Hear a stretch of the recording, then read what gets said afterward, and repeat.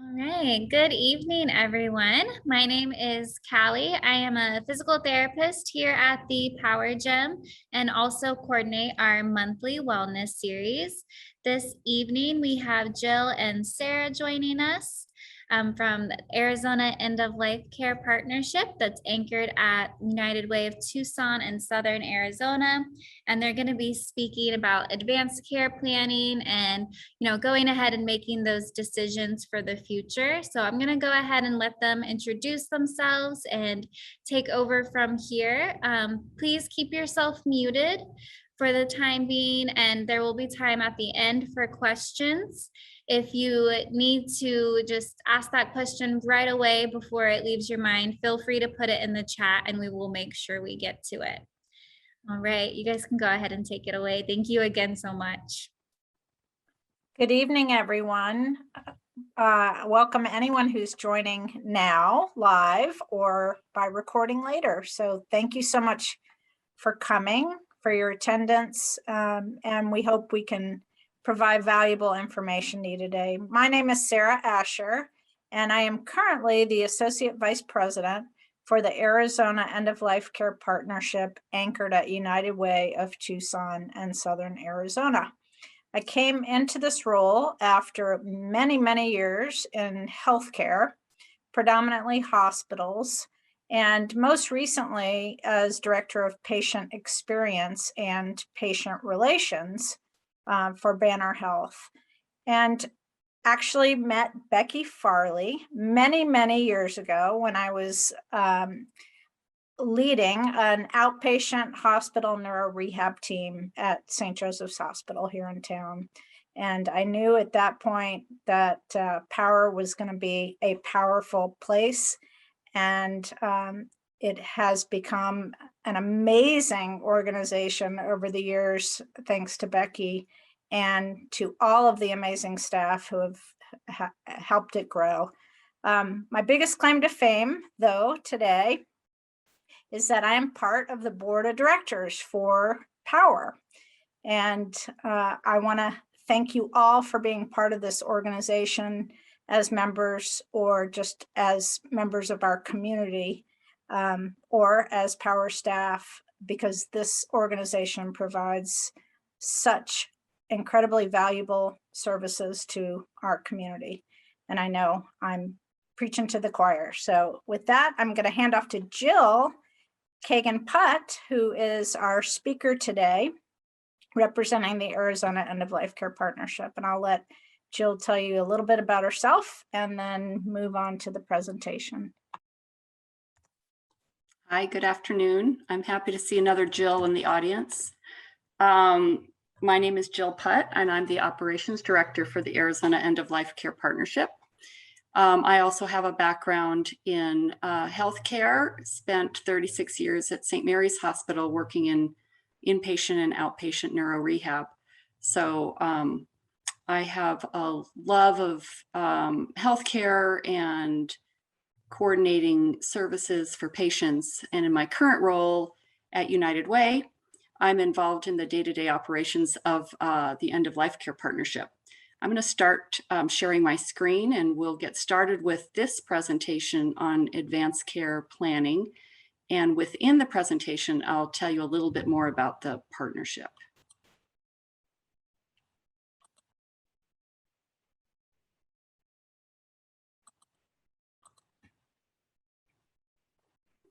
All right, can you see the screen? Is that a yes? All right. I cannot see it. You cannot see it? Ah, you cannot see it. All right. I'm back out of it then.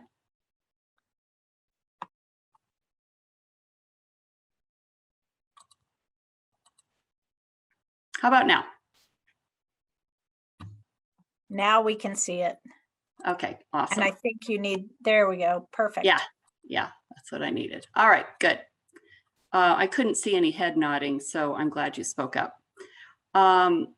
So the Arizona End of Life Care Partnership, anchored at United Way of Tucson in Southern Arizona, forgive the dog barking, is a partnership of people and organizations who are passionate about planning for end-of-life care. And our vision is to enhance the way we live by fundamentally changing the way we talk about death. This goal is grounded in the hope that talking about death will actually enrich our lives by increasing intimacy with our loved ones, intensifying gratitude for our days, and actually destigmatizing the topic of death. We want to normalize this kind of conversation with our families, in our workplaces, and in our community. So what's the payoff? Is there a payoff? If we are lucky enough to have final months, weeks, days, or hours rather than a sudden traumatic death, we will receive the kind of care that we desire and be in the company of the people whom we cherish. So this workshop is an introduction or an overview of planning for your end of life, also called advanced care planning. It is by no means a comprehensive presentation on absolutely everything that needs to be considered, but it'll hopefully provide you with enough information to get started with thinking about your wishes, talking about them, and documenting them. Handouts and resources will be available for you through PWR. So you don't have to take notes, but as Callie said, if you have questions, jot them down or put them in the chat and we'll address questions at the end.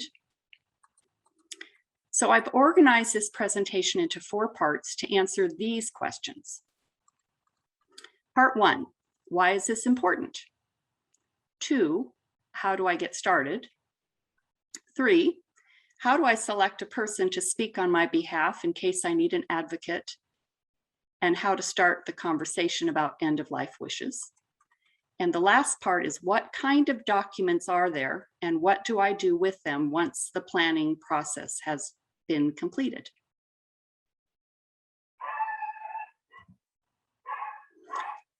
So words matter. Throughout this presentation, I will be using these terms interchangeably. End-of-life planning and advanced care planning both refer to the process of thinking about, discussing, documenting, and reviewing your wishes for the final stage of your life. When talking about a person that you designate to speak on your behalf, in the event that you cannot speak for yourself, I will use a variety of terms, including healthcare proxy, representative, agent, advocate, or just your person. So why is this important? Well, some guessing games can be fun. Others not so much. You can reduce burden for your family and loved ones by completing your advanced care planning. That includes talking about your preferences with your loved ones, and very important, with your healthcare providers, and completing documents. Personally, as many of you have experienced this last year, I have lost loved ones, and knowing what my loved ones had wanted would have really eased our family's struggle and my own struggle. So it's better not to guess. Talking beforehand will reduce burden during a stressful time. So before we get started to talk about the nuts and bolts of this process, let's talk about the overarching goal of end-of-life planning. That is to make this a normal conversation in our community, one that doesn't require mustering up a lot of courage to initiate the conversation. By normalizing it, we make it accessible so that more people can receive the kind of care they desire at the end, have their wishes honored. In his best-selling book, Being Mortal, Dr. Atul Gawande urges us, quote, to refashion our institutions, our culture, and our conversations in ways that transform the possibilities for the last chapter of everyone's lives. People say that they want to talk about end-of-life care. In 2019, our partnership hired a team of consultants to conduct a survey of adults assessing attitudes and beliefs about death and dying. The results indicated that 75% of those surveyed said that they thought that it was important to discuss their end-of-life wishes with family and friends. However, 53% stated that they rarely or never talk about death or dying. And 68% said that they had not written down their wishes. So why the disconnect? Well, I think one reason is good old-fashioned procrastination.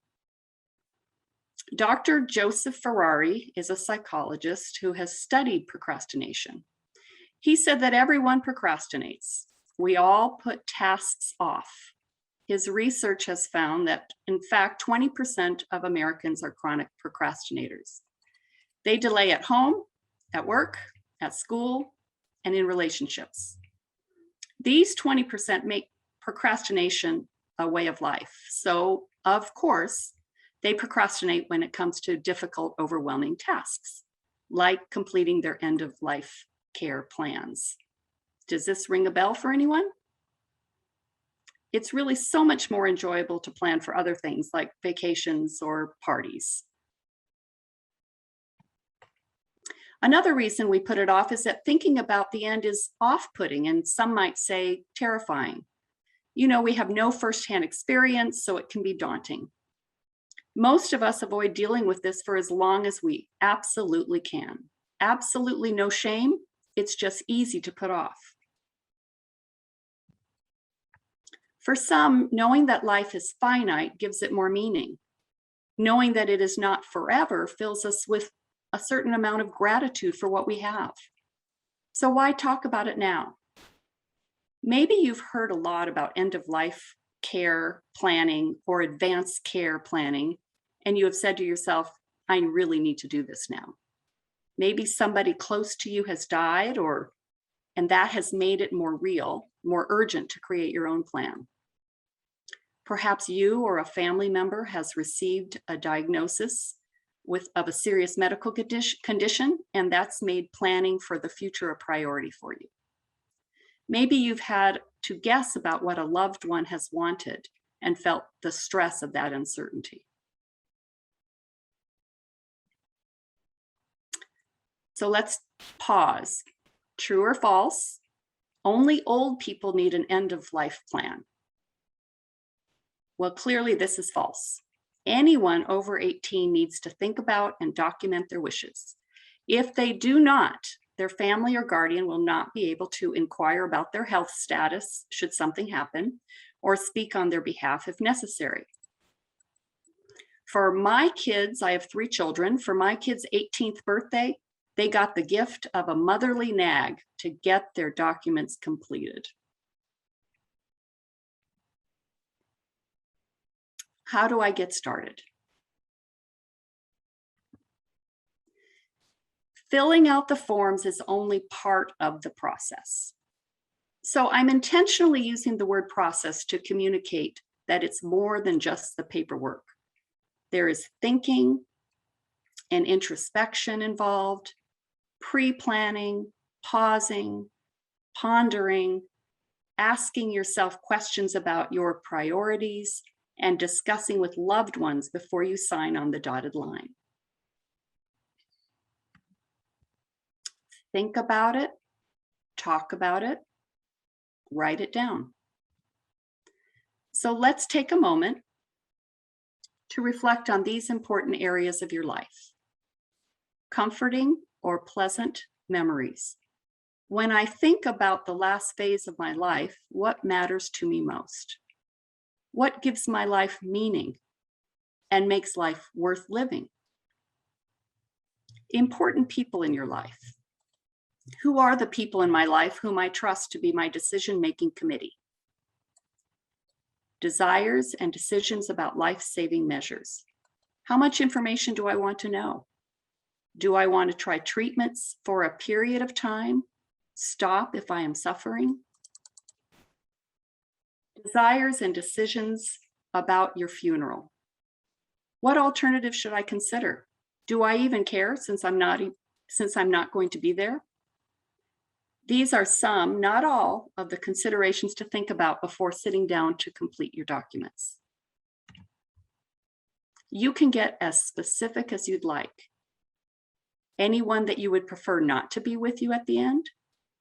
Is there anyone in your life with whom you have unfinished business? Is music important? Is being outside or having a view of the outside world important to you?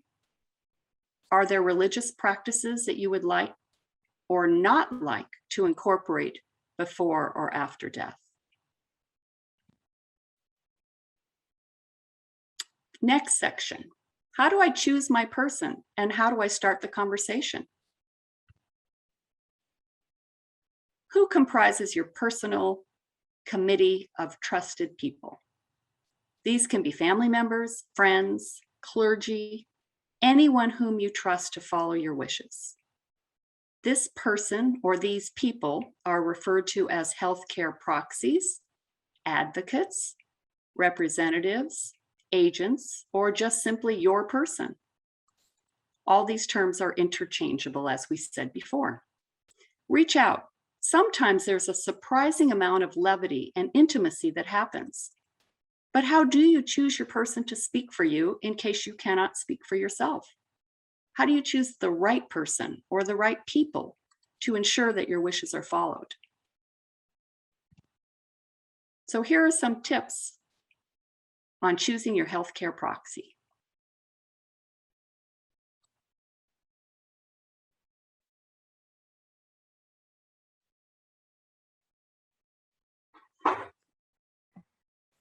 Can't hear it, Jill. I think you have to change the audio settings on Zoom.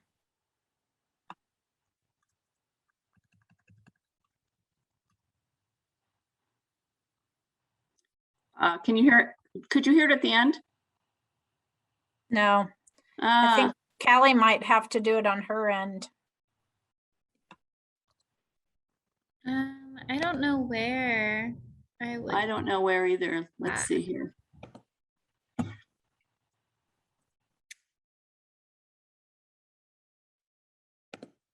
Could you hear it then?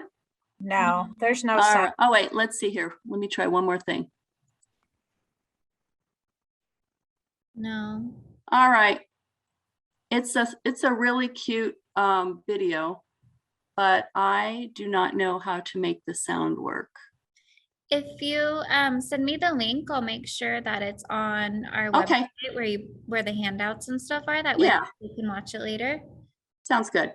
Okay. All right. We'll have to fix that part. All right.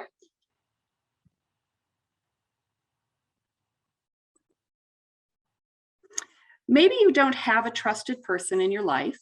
Reach out to an attorney for suggestions on how to choose someone to be your personal representative. We acknowledge that talking about end of life, starting the hard conversation, can be difficult. Sometimes it's the elephant in the room that you just want to ignore as long as possible.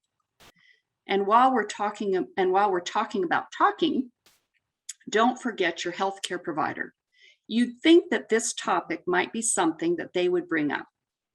Some providers are just not comfortable discussing end of life. They might feel like they are failing by not curing us. So it's left to us to address the elephant in the exam room too. Bring it up with loved ones and healthcare providers. Here are some tips on how to start the conversation. You might say, this is what is most important in my life and for my medical care. Or you might break the ice by saying, I need your help with something.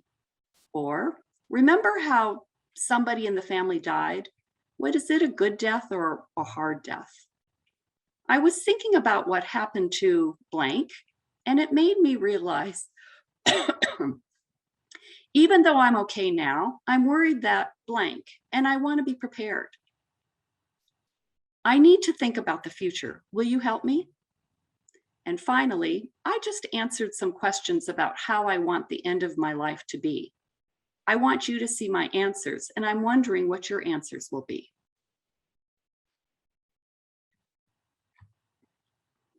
So what happens if you do not choose someone to speak on your behalf?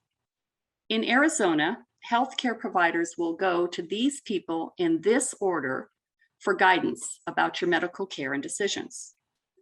First person would be your spouse, unless you and your spouse are legally separated. Next, your adult child. If there is more than one adult child, the healthcare providers will seek the consent of a majority of the children who are available for consultation.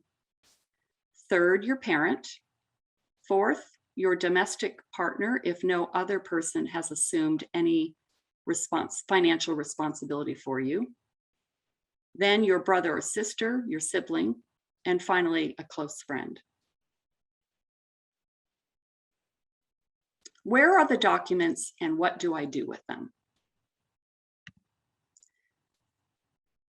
After taking some time to consider your wishes and your preferences about end-of-life care and having a heart-to-heart with your loved ones or your personal representative, it's time to write down your preferences so that they will be honored.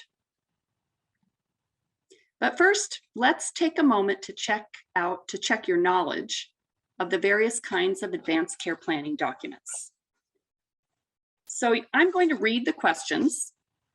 You don't have to write down the answers, but think of the answer and I'll tell you, I'll give you a moment and then I'll tell you what the answer is. So the first question, which living will forms are recognized in Arizona? The choices are 5 wishes form, attorney generated form, Arizona Attorney General form, or all of the above. The answer, all of the above.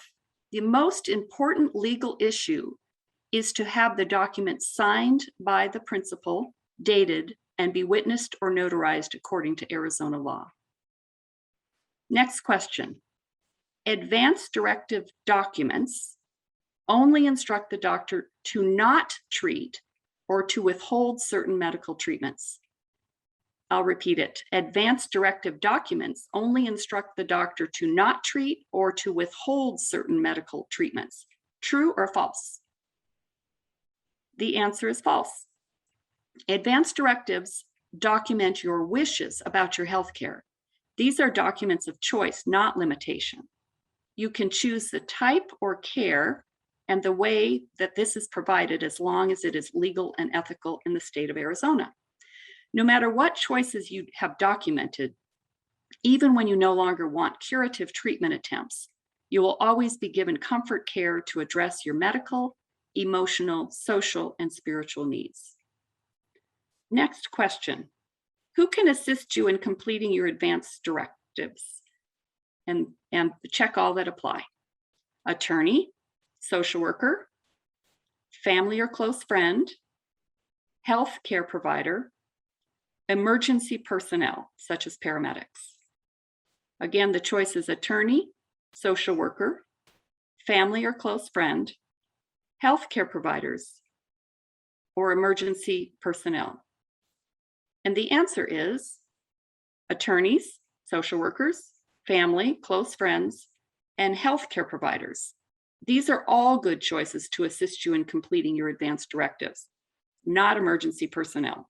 They don't have time to discuss advanced care planning as they are trying to provide an immediate response. Next question. Which of the following is not an advance directive? Will or living trust, healthcare power of attorney, mental health care power of attorney, or living will. Will or living trust, health care power of attorney, mental health power of attorney, mental health care power of attorney, or living will.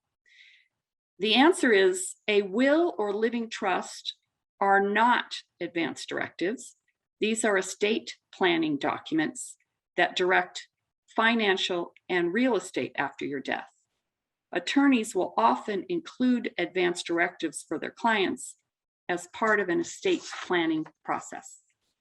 The next question. You should not have a mental health care power of attorney unless you are diagnosed with a serious mental illness. True or false? You should not have a mental health care power of attorney unless you are diagnosed with a serious mental illness. Answer is false.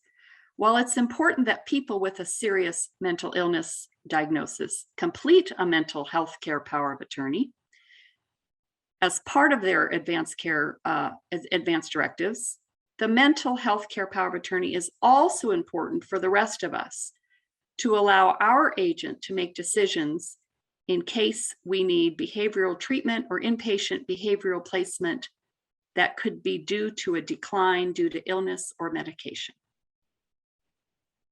Next question. The following people should be informed about your completed advance directives. Choose all that apply. Your appointed healthcare agent, family members or loved ones, esthetician, or healthcare provider. And the answer is all but your esthetician. While your healthcare agent or surrogate is the most important person you should discuss your advance directives with, it is also important to share your wishes with family and loved ones and your healthcare providers. You may share your wishes with anyone else you choose. It's your personal choice, but not the key to having your wishes honored.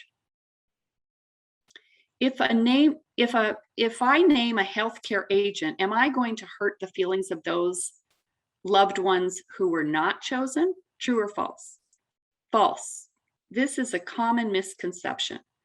This is a responsibility that does not fit for everyone. Some may not be accessible to a healthcare team or may feel that they would be way too emotional to be able to communicate your decisions or to make decisions on your behalf.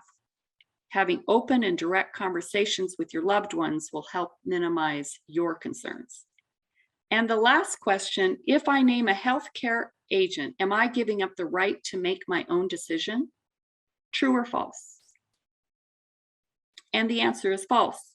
A healthcare power of attorney document does not go into effect until your physician determines that you are incapable of making your own healthcare decisions. There are guidelines as to how this is determined in Arizona.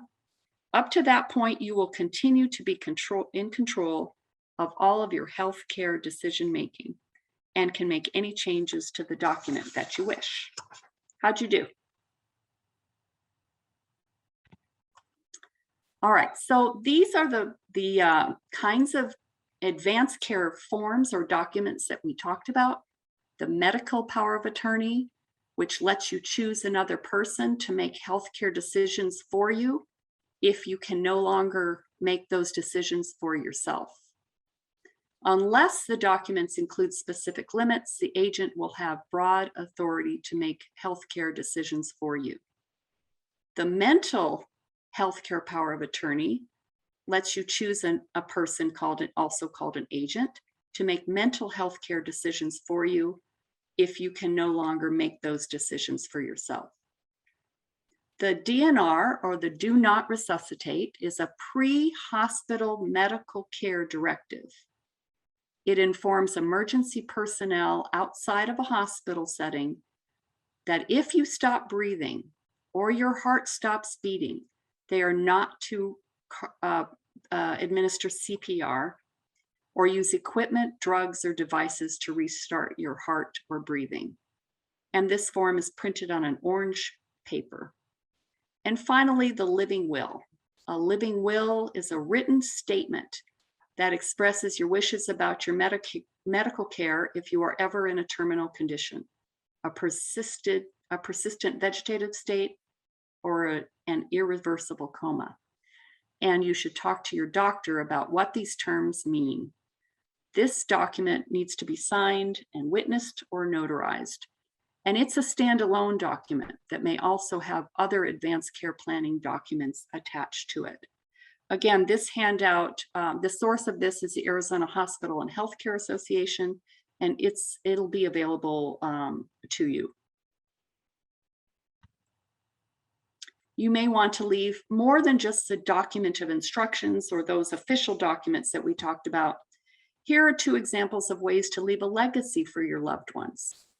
An ethical will is a non-legal document. It's written to communicate values and wisdom, history, stories, recipes, and love from one generation to another. It preserves who you are and what matters most to you. It's a way for you to be remembered and to make a real difference. This writing is spiritual in nature. And a forever letter is written to make amends, ask for forgiveness, state hard truths, share personal stories, offer blessings and hope. So anyone who has ever planned a trip, a wedding, a birth, a party, or a presentation like this one knows that rarely does all the pre-planning result in everything happening as planned. End of life and dying are guaranteed, as we know, but the details are completely unknown. All we can do is try to communicate our wishes so that, if at all possible, our final days will match our priorities and values, the priorities and values that we held so dearly while living. Okay, so what do you do with your completed documents? Give copies to all your healthcare providers to scan into your electronic medical record, and give a copy to your healthcare proxy. Hopefully it's not this guy. And then store your documents in a safe place. In the future, the Arizona Health Information Exchange through Health Current will be up and running. The Health Information Exchange, or also abbreviated as HIE, connects our electronic health records to providers, clinicians, and first responders for better care coordination. Health Current is Arizona's health information exchange. It's in its final phases of development, about to start the pilot phase, and will be launched soon as a way to store your documents that are accessible in real time. Can I change my mind? We all like decisions to be reversible.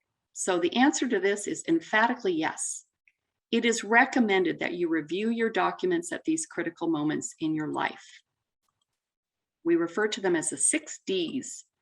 After receiving a new medical diagnosis, if you experience a decline in your health status due to age or illness, after the death of a close friend or a loved one, especially if they had been named as your agent or advocate in your documents, during a divorce or a change in your relationship status, every decade, or with a move or a geographical change, creating distance between you and your appointed health care advocate. Apologies for the tiny writing, but this is also in your packet. The source of this document is Health Current. It's a list of resources for advanced care planning, the document part, and the having the conversation.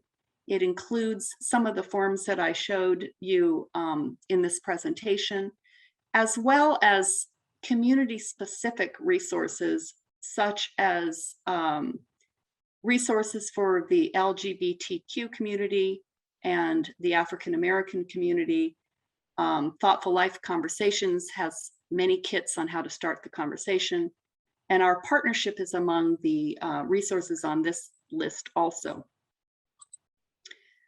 The Arizona End of Life Care Partnership, our website has resources to help you start the conversation, determine which documents are most meaningful for you, learn ideas on how to choose your person, your personal representative, and considerations for making decisions about your medical care and for after you die.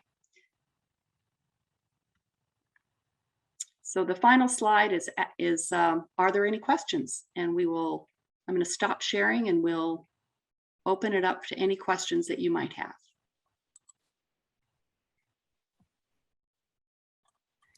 Jill, while people are thinking of any potential questions, I just want to add that, often people think that this topic or the partnership work that we do in and of itself must be depressing or not inspiring. And I would say it's actually the opposite for us who work in this area. It's quite inspiring. It often ends up being a conversation that connects us to each other in ways that we never could have imagined. These days, data, everybody talks about the importance of data, how much everyone relies on data, professionally and personally. And if we think about it, death is really the only thing in life that every single human being on earth shares as an experience. And what we like to say in this work is that the data line for the prevalence of death remains steady at 100%. We just, as Jill really illuminated, we just don't know when or how. And if anything has raised awareness of that, it's the pandemic, that it can come at any time and any age. And we can use these conversations to really enrich our lives by talking about what's important to us and what matters most to us, not just at the end of our lives, but throughout our lives. We, speaking of the pandemic, we realized that as a community in Tucson, we aren't the only ones to realize this, obviously, but Tucson being such a strong community, we wanted to help provide people who have lost someone during the pandemic, even if it wasn't to COVID, to have an easy way to recognize that person and memorialize them. So we started a website called TucsonRemembers.com, and we invite you to submit the name of anyone who is important to you, who was lost during the pandemic through death from any cause. And we also invite you to share that website with anyone. Jill, I have a question. So I know you mentioned like the order if you don't have, a person in place. Can you create your own order of people too? So like have, your first person, but if for some reason they weren't able to make that decision, you can kind of have an order of people. Yeah, and so that order, the one slide that I showed was if you didn't designate somebody, the hospital personnel would go in Arizona in that order. And for some people, so the number one was the spouse. For some people, the spouse isn't the choice that they want for whatever reason. It might be a close friend. It might be a parent or a sibling. So yes, you get to choose your trusted person, and you can choose somebody, a contingent person, in case your first choice isn't available or is unable for whatever reason. So yes. Yeah, what you don't want to be is in a situation where you need somebody to speak on your behalf, but you hadn't gotten around to it. And then they'll go to those people who may not really know your wishes because maybe you didn't have the conversation, or maybe they're too emotional and too attached to do what you really, really wanted. Yeah, so it's important to choose your person, talk to your person, and complete the documents to make it official.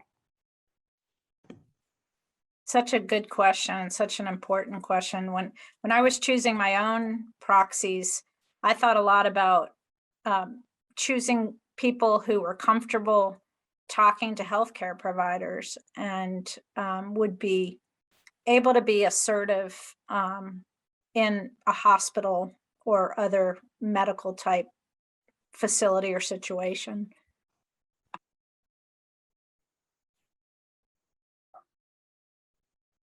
I have another question, unless somebody else does. Hoyt, do you have a question?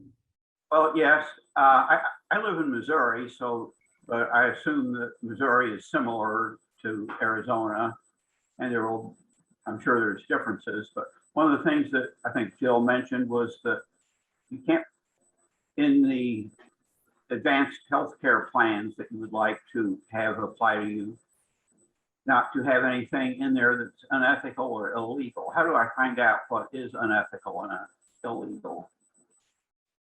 Well, usually, I think you can look, I don't know what's specific in Missouri. So, that's, Yeah. I think what it is that in Arizona, there are certain things that are unethical and illegal that you wouldn't be able to include in your document because your healthcare proxy wouldn't be able to carry it out because it's illegal. So I think you need to find out what's specific in Missouri. You might do a good old fashioned Google search and see what comes up. I'm not familiar with the laws in Missouri. Yeah, I'll see what my lawyer has to say about that. Yeah, and there you go. That would probably be a great resource. But that's a great question. I have a kind of a bare bones advanced medical proxy or plan laid out. It was done over 10 years ago, and 2 years ago I was diagnosed with PD, so I need to update it. I'm sure I do, because my wife, I just went through several years of caring for my wife. She had primary progressive MS, and the last 3 years she was pretty much out of it. And I'm well aware of everything you've been saying. I need to get myself moving. Yeah, you've experienced it firsthand. When I listed why now, you experienced it firsthand. You know what it was like to care for somebody, and maybe she did indicate before she got to the point where she needed for you to speak for her, or maybe she didn't, and it's a real struggle if you haven't talked to somebody. And if it's been a decade and you have a new diagnosis, I would say, yeah, updating it is reviewing what you originally wrote and possibly updating it is probably, it's probably time for that. For all of us, every 10 years, it's good to look at it, because also as we get older, we have a different tolerance for, we have different priorities. We've developed different values. We've maybe had different kinds of relationships. So I would say every decade it is a good time to review and make sure what we wrote down initially is still what we want. Yeah. I would say even every year, just to look at it. I'm 82 now, so every decade would be not too bright. No, don't wait till, yeah. Yeah, as we get older, those intervals get shorter, don't they? But I think we often say, just look at it once a year, pull it out of the drawer and take a peek at it. And, even though my kids are adults, I wait until, just like I did when they were little, I wait until we're in the car and they're restrained in their seatbelts, and then I can have the conversation with them. Yeah, I've looked at the Missouri, the latest Missouri form. I've also looked at the form that the Episcopal Church puts out, which is similar but different. So I'm going to fill them both out, at least with what I know I can do, and then see my lawyer and my health and my primary care physician to figure out what else I need to do. So this has been very helpful. Thank you very much for. I'm glad it inspired you. On our website, there are also, there's a tab for all of our partner organizations and a short description of what they do, and a way to contact them. There's a whole lot of information available. Is this the PWR website? No, it's the Arizona End of Life Care website, but it'll be in the documents that Callie posts. so that there's a packet of information. Some of the information is Arizona specific, but some of it's not, like starting the conversation. And that very cute little film that I tried to show is also on our website about the process of choosing a person, which isn't state specific. So lots of the information will be appropriate for anybody living anywhere. Okay. Thank you very much. Sure.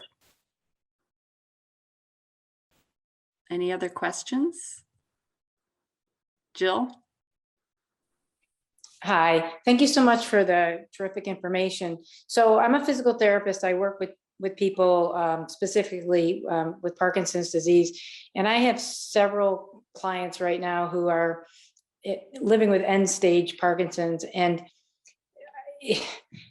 can you offer any advice on how to, I already do, but I want to know how to sort of gently nudge them toward, making plans. They're so caught up in the day-to-day care of their loved one. It's overwhelming to even think beyond the next hour, let alone, end of life. So, and a lot of times, they're not seeing what I'm seeing either, as far as the decline of their loved one naturally. So, any advice on how to, gently get them to start considering and thinking about end of life and bringing in, services or a team of people that can help them and support them?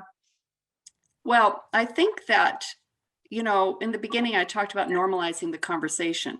So clearly, when there's a serious a chronic medical condition going on, it makes it more urgent. But healthy individuals 18 and older need to do this, because as Sarah said, we never know when it's going to happen. We know that it will happen. We don't know the circumstances. So I would suggest making it a normal part of conversations between family members. But the tricky part about I had my brother had Parkinson's and associated dementia with it. And that is you don't want to wait too long, because there's this window of opportunity where the person can talk about their priorities, their values, their desires. And if you wait too long, you don't get to have that conversation, and then you do have to guess. And it's sometimes a small window, and sometimes it's a window within a day, like before 4 p.m., So I guess my advice would be to talk about it in terms of, and everybody needs to do this, and it just makes it a little bit more time sensitive when you have a serious disease that might and will impact length of life or quality of life. And Jill, I might add that, Jill Barden, that I know it is difficult sometimes, especially when it has come to this point, right, where it hasn't been discussed and now we're at a critical time. It can be uncomfortable to bring it up. So some of the things that we often suggest are to depersonalize it and say, right now, the context of the pandemic is a really good example to use, because quite literally everyone's going through it, right? And so, we envision a world with the healthcare directives registry that's about to come out in the next few months, where if 911 is called, for instance, and someone has uploaded their documents into this registry, that the emergency responders can actually access those documents in the truck on the way to someone's home. Right. So if you use the context of the pandemic as an example, someone has difficulty breathing and paramedics are called to their home, and that person has said, I do not want to be on a ventilator. I do not want to be transported to a hospital. I want to die at home. Then those responders would dispatch another team to provide comfort care and not transport. So For me personally, I find tangible examples make it easier to just kind of take it outside a little bit, and then have people imagine. We know from surveys, pretty consistently, national surveys show that the number one most important thing for people at the end of their lives is to not be a burden to those left behind. Yeah. Thank you. You know, and the other thing is that your patients and their family and caregivers, they might appreciate you bringing it up, because it's so scary to bring it up themselves. I would definitely second that, because I was very glad when various people in the hospital came to me when my wife was started her major decline, and they offered these palliative care and then hospice care options and whatnot. And they asked if we had advanced directives and whatnot, and it was very helpful for them to do a lot of my thinking and go into action. Yeah. That's Great. another service that our partnership provides is training for professionals, healthcare professionals, and other professionals, home care providers, for instance, on how to start the conversation. There are some people, though. I'm totally on the same page with all of you. Our family speaks very openly about death and dying. But some people feel that I know and that I work with clients, that if you start talking about it or planning for it, then it's going to accelerate it happening, which, you know, we all know isn't true. But in their mind, if they avoid it, that it'll prolong it, you know, from coming. And yeah, that's just very frustrating. Well, and there's some cultures that believe that as well, that talking about it brings it on. So some of our partners have sort of created workarounds. So instead of talking about it as end of life planning, they talk about it as advanced care planning or serious illness planning. And they talk about it in terms of, well, what if you were in the hospital and you were given a medication that made you confused or made you unable to express yourself? You'd want somebody to speak on your behalf. So when they frame it that way, it's not their last days. It's a situation that might resolve, but in the meantime, you want your desires, your preferences written down and documented, and you want your person identified. You want to have had a conversation with your person and your healthcare provider, even in these transient situations where you're confused or you can't talk or something has happened. And I mean, anybody in the healthcare profession and many caregivers know that you can have your loved one have a UTI and all of a sudden has forgotten how to eat and can't speak. And you're thinking, oh my goodness, this is the end. They're on antibiotics, they come back to life, and it was a temporary thing. So sometimes if you talk about it in terms of, if you had a situation that happened, you'd want somebody identified to talk on your behalf. And I think it takes a sting out of it that way. Great advice. Yeah.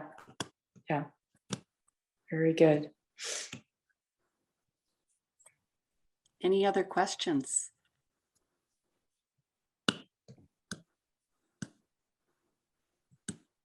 Yeah, I have one more actually. For those who haven't maybe ever really looked at an advanced directive before, is there, I almost want to say like a checklist of things to consider? Like if you don't know about all of the possible treatment options to prolong life and those kinds of things. Yeah, so among those resources are a couple of websites that you can go on that really take you through step by step. And there's also tools that you can, sort of a workbook that you can, 5 wishes is one way, a workbook that you sort of go through it and you consider your values and the things you might want and the things you might consider. So check out our website, but check out those resources as well that sort of lead you down the path to help you make the decision on what you might want. but of course you don't know what situation you're going to be in. So you probably want to indicate something fairly generic, because if you get too specific, it may not happen that way. But yeah, there's definitely tools to use to think about various aspects of end-of-life care or serious illness care. Some people love to get into the details and others don't at all. And so what we often say is the most important thing is to choose your person, choose your proxy. If you have someone available, who's the person you trust most to speak for you if you can't speak for yourself? And if you don't have a person, our partners can help with that as well. We can help people find fiduciaries or people who will speak for them. And to go back to the original question about the documents themselves, sometimes it gets really it can feel a little overwhelming to think about it. And so our partnership offers free one-on-one sessions all over Tucson. Our partners, Pima Council on Aging has one-on-one sessions. We have so many resources throughout our partnership. Interfaith Community Services is a really strong partner. Step Up to Justice provides free legal services for people who can't afford them. So again, all of that is on our website and it's all free. That's awesome. Thank you so much. Yes, I recently discovered that the American Bar Association has a very good, they call it a toolkit. It's about 40 pages of checklists and sample forms and whatnot. As does the Episcopal Church. They also have a good toolkit also for this.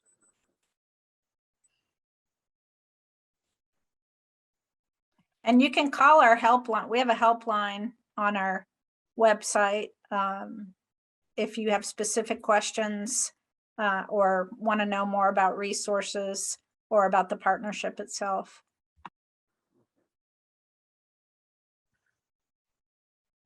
All right. Does anyone else have questions that they'd like to ask? No? All right. Well, Jill and Sarah, thank you so much for this presentation and volunteering your time. I know everyone here at Power really appreciates it, and we will have this information up on our website soon here in the next couple of weeks so that everyone can access it. All right. Thanks for inviting us. Thanks so much. Absolutely. All right. Well, everyone have a good evening. Yes, Thank you. You too. Thank Bye. you. Bye-bye.